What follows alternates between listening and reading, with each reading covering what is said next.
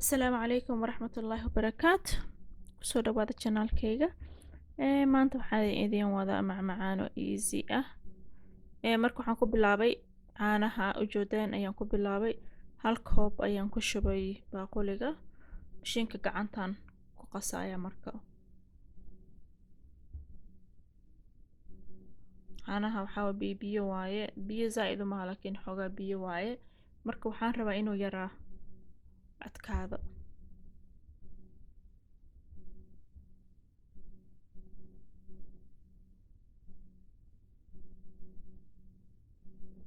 inta soo yar adkaadeen marka waxaan ku darayaa 2 xabo strawberry ah oo gabal yar usoo jarjaray ayaan ku daray waan ku qasayaa mar kale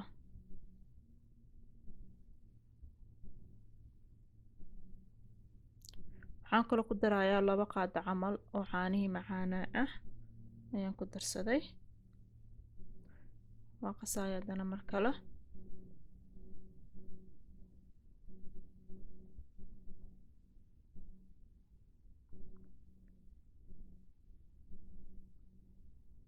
marka baaquli eberan soo qaatay buskudkii aan ku shubay marka caanihi ayaan ku kor shubayaa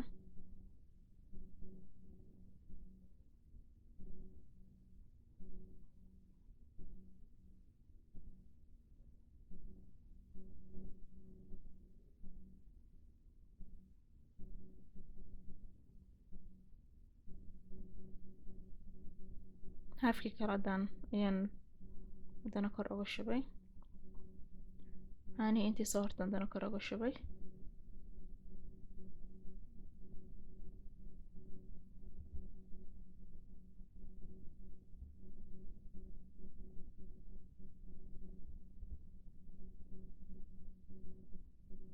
waxaa kaloo kor uga sii shubayaa creamkaas oo whipped cream waaye oo diyaarsan ayaan kor uga shubayaa mise dhanaan wada kukiga dhanaan ku wada qarinayaa marka soo maxaa la dhahay wada gaaro wada jilco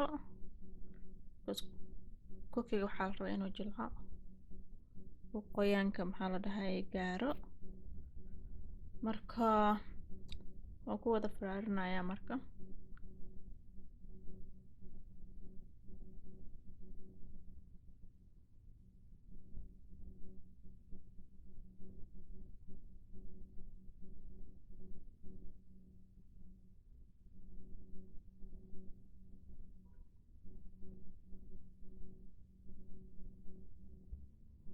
waxaan saarayaa dana strawberry on soo jarjaray balbalaaro ka soo dhigay ayaan kor uga sharaxayaa kadib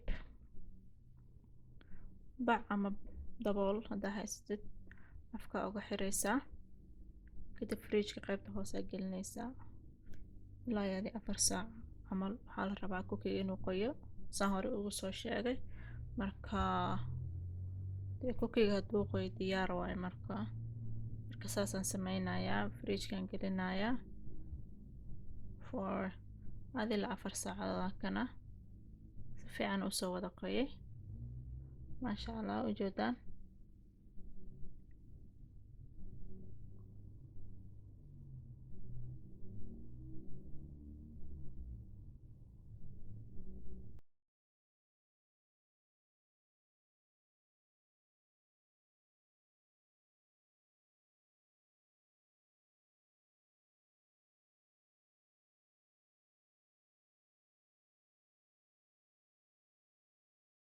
haddaa nagu cusub tahay